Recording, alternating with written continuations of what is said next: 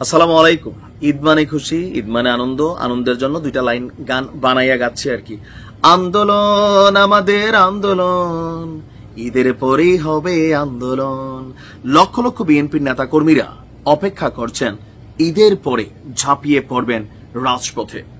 কেউ বা মেয়র ইশরাকের সেই মেয়রের শপথ পদের জন্য আন্দোলনে নামবেন। আবার বিএনপি বলছে ডিসেম্বরের মধ্যে যদি নির্বাচন না হয় তাহলে বড়সড় আন্দোলন করা হবে ঈদের পরে।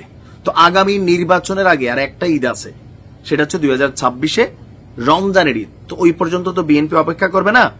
ডিসেম্বরের আগে এটাই ছিল শেষ ঈদ, এবং কি ঈদের পরে আন্দোলন, এই কথাটা অনেকটা ট্রলিং হিসাবেও বিএনপির জন্য ব্যবহৃত হচ্ছিল। তবে এবার কিন্তু সত্যি আন্দোলনে নামার প্রস্তুতি নিচ্ছে বিএনপি। কিন্তু এরই মাঝখানে বিএনপির এই আন্দোলনকে অনেকটা চাঁদের দেশে পাঠানোর পরিকল্পনা আছে সরকারের। কারণ বাংলাদেশে গত 5ই আগস্টের আগে পরে যে দৃশ্যপট আমরা দেখেছি, আপনি রাজপথে বসে সারাদিন চিল্লান, দাম দেবে না। স্কুল আদালত অফিস কলেজে চিল্লান, দাম দেবে না।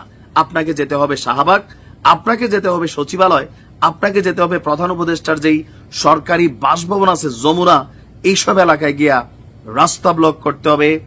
তারপর আপনাকে 2-4-10 দিন জনগণকে কষ্ট দিতে হবে। তারপর সরকারের ইচ্ছা হলে আপনার আন্দোলন মানবে অথবা মানবে না। তো এই যে বিষয়গুলা, সরকারের দুর্বল জায়গাগুলো রাজনৈতিক দলগুলা বুঝা গেছে। এখন এই যে ঈদের পরে যে আন্দোলনের প্রেক্ষাপট বিএনপি তৈরি করছে, সে আন্দোলনের আগেই সরকার এক প্রজ্ঞাপন জারি করেছে আমাদের আইন শৃঙ্খলা বাহিনী পুলিশের মাধ্যমে। বাংলাদেশ সচিবালয় আজকে থেকে বাংলাদেশের সচিবালয় এরিয়া নাম্বার 1, নাম্বার 2 প্রধান উপদেষ্টার সরকারি বাসভবন যমুনা, নাম্বার 3 এর আশেপাশের যে এলাকা, সেই সব এলাকাগুলোতে যে কোনো প্রকারের সভা সমাবেশ, গণজমায়েত, মিছিল, শোভাযাত্রা, কয়টা? 5টা। সভা সমাবেশ, গণজামায়াত, মিছিল, শোভাযাত্রা ইত্যাদি আন্দোলন নিষিদ্ধ করে গণবিজ্ঞপ্তি দিয়েছে ঢাকা মেট্রোপলিটন পুলিশ ডিএমপি। তবে এটা কি এই প্রথম? না, আওয়ামী লীগ নিষিদ্ধের আগেও সচিবালয় এবং যমুনার আশেপাশে আন্দোলন করা এরকম ডিএমপির পক্ষ থেকে নিষেধাজ্ঞা ছিল। কিন্তু আমরা দেখেছি আন্দোলন হয়েছে, এনসিপি সহ আর অনেক দল আন্দোলন করেছেন, সরকারি বাতাস খেয়েছেন, তারপর হচ্ছে ঠান্ডা পানি পেয়েছেন, এগুলো নিয়ে অনেক কথাও হয়েছে। এরপর আবার সেখানে ইশরাক সাহেব তার সমর্থকদের নিয়ে এসে এখানে আন্দোলন করছেন। সো সরকারের এই প্রজ্ঞাপন বা বিজ্ঞাপন, এটার খুব যে কার্যত ভ্যালু আছে তা না। তবে রাইট নাও সরকার যদি হার্ড লাইনে যায়, দেন বিষয়টা অন্যদিকে মনে নিতে পারে। ডিপেন্ড করছে বিএনপি কতটা সুগঠিতভাবে এই আন্দোলনকে সামনের দিকে নিতে পারবে।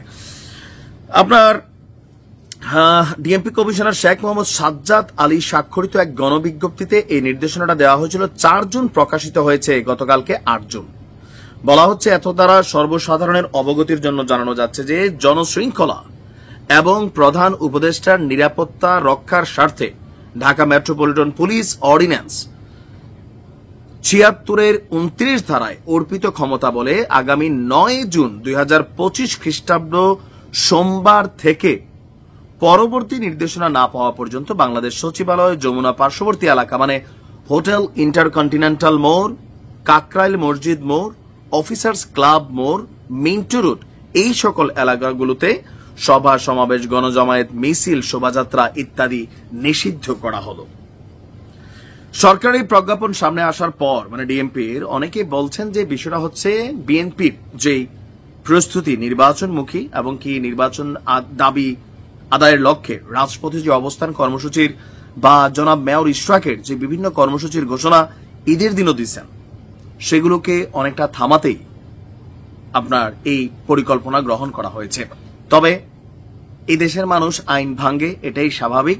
দেখা যাক আইন ভেঙে কে কতটুকু অধিকার আদায় করতে পারে।